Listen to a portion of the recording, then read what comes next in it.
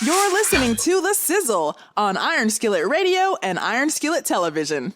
You know who it is. You know what it is. It's The Sizzle in the building with another hot one. This is going to be so fresh. It's going to be so hot. We just coming off the dome. We don't even know what we're going to do. That's right. You know who's in the building. He's Jay Sizzle. I'm G Sizzle. We've got a lot to talk about in a little amount of time because we got to get you ready for all this information we're going to give you. Jay, it's so much that's going on, man. I don't even know where to start. I really don't, because we haven't talked in a while. I know where to start. Okay, so I know where where to start. Where do you want to start? The greatest, most epic explosion of a basketball team ever. Oh, you're talking about the Chicago Bulls? No, sir. Not them. No. It's the GOAT, who I'll call him the Nope from here on out, sir. No playoffs for you. No scoring title for you. The Nopes. Dude, the Lakers are toast. You know?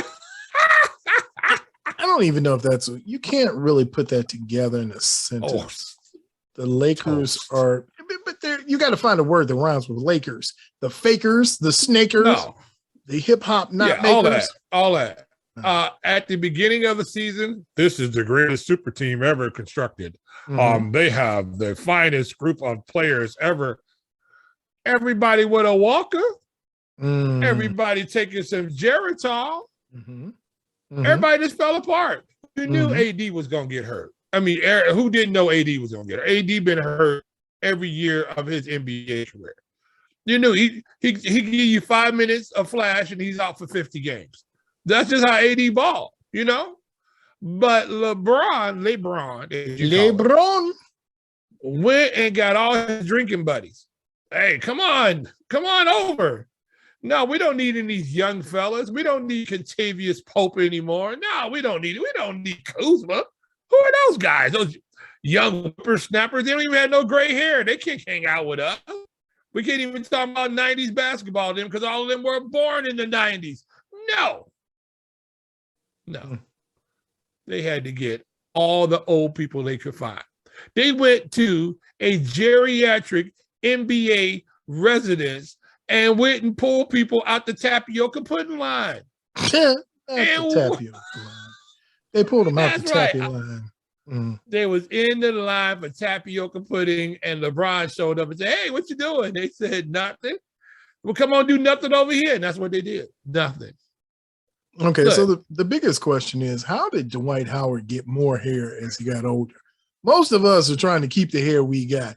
How did he get more hair and more hair? I didn't understand it. You know, here's the funny thing about Dwight. Dwight Howard doesn't age, and he still plays the same. You know, every once in a while he does Superman stuff, and then he's out there and he looks like he should be on Shaq and a Fool. You know, here's a guy who probably has the greatest NBA body, period. I don't think there's anybody out there who has a greater super prototype body to play in the NBA than Dwight Howard. I mean, he's just ridiculous. I mean, shoulders, arms, body, jump, everything. He is just so talented, he don't got to work that hard. He doesn't have to work that hard. He works when he gets ready to. And this year he was like, yeah, okay, well, we'll get out here. LeBron lead us, you know. And then he got silly McStassy out there, Russell Westbrook. I'm smarter than all y'all. Watch me dribble it off my foot. Watch me throw the ball out of bounds. I'm an alley-oop to myself. You know what? 4 people guard the basket. I'm going in there. This was doomed from the start. I just didn't think that they were going to fall apart and not make the playoffs. That I for sure had them pinned in, at least into the playoff game. I mean, that would have been embarrassing enough. But they went down swinging in the air and missing. It was just, I don't know. This has got to be, you tell me, Greg, is this not probably the greatest epic fail in NBA history? Sure. Because they were there, yeah. they were supposed to be in running with the Nets to win the championship. Matter of fact, people had already started putting LA on the trophy already. They said, "Oh, this team got to be able to win, got to." And it went in the potty real quick. As soon as LeBron went down with that ankle, and then what he had, that abdominal thing or whatever it was. After that, then AD couldn't be outdone. LeBron hurt before me. Oh, I'm going down. Oh! I'm glad you mentioned AD, because let's talk about AD for a little while. AD seems to be that guy that just gets injured every year. To your point, he has never played a full season in his NBA career. And probably not his fault. He's just a guy that can't stay uninjured. He looked good the other night he was playing. He was spinning to the basket doing AD stuff for about 5 minutes. And then he spun to the basket and he went one way and his foot went the other way. And there you go. He just took his shoe off. He was done. He just took his shoe off. Well, there I go. I'm going to sit down. So I'm going to ask you this. Sure. Talking about you, I've heard it from several NBA pundits, but this one came from Charles Barkley. Okay. And I thought it was interesting during the tournament. He said something about Anthony Davis that was impactful. It was slight, but it was impactful. He said, whatever he's doing in the offseason, and Kendall Gill reiterated it a few nights ago talking about the Bulls when we were talking about certain players. He said, whatever AD's not doing in the offseason isn't working. And they're starting now to question his work ethic as he goes about his summer leaving the team. Well, he's never been a hard body. Let's say that. All right. He's never been a hard body. You never saw that guy. He never came chiseled. So here's a guy who has talent beyond talent. Literally, AD should be, if he was playing at his prime on a regular basis, would probably be top 10 all-time players in the NBA.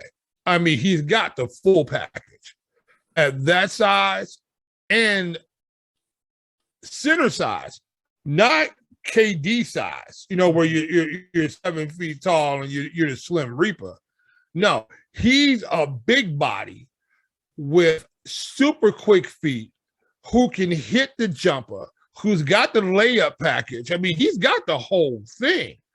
The problem is, I think, is that when people come so talented and they get paid so much, basketball is a job. Is it a passion? You know what I'm saying? Is it a must win?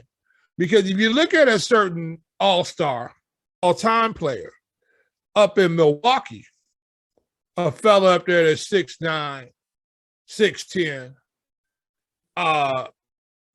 that guy, look at his body.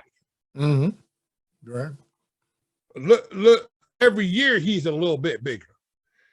Every year now he's hitting his free throw. You see how nice his free throws look now? Why? Because he's in the gym, right? Now, he's a guy that was talented, but he's a guy who worked himself to be where he is, right? When he first came into the league, he wasn't all that in a bag of chips. He was good, but he wasn't all that in a bag of chips. But he kept himself in the league. He kept himself in the gym. And now he's probably going to go down as one of the best players of all time. AD came in from the beginning, one of the best players of all time. And he's going to keep cashing checks. And, how hard do I need to work? Hey, look, no fault to his. No fault to him.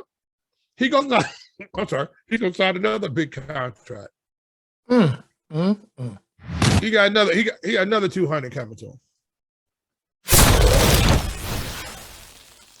Make sure that you follow us on Twitter, Facebook, and Instagram at Iron Skillet Sports. And remember to like, share, and subscribe to Iron Skillet Sports on YouTube at Iron Skillet Sports.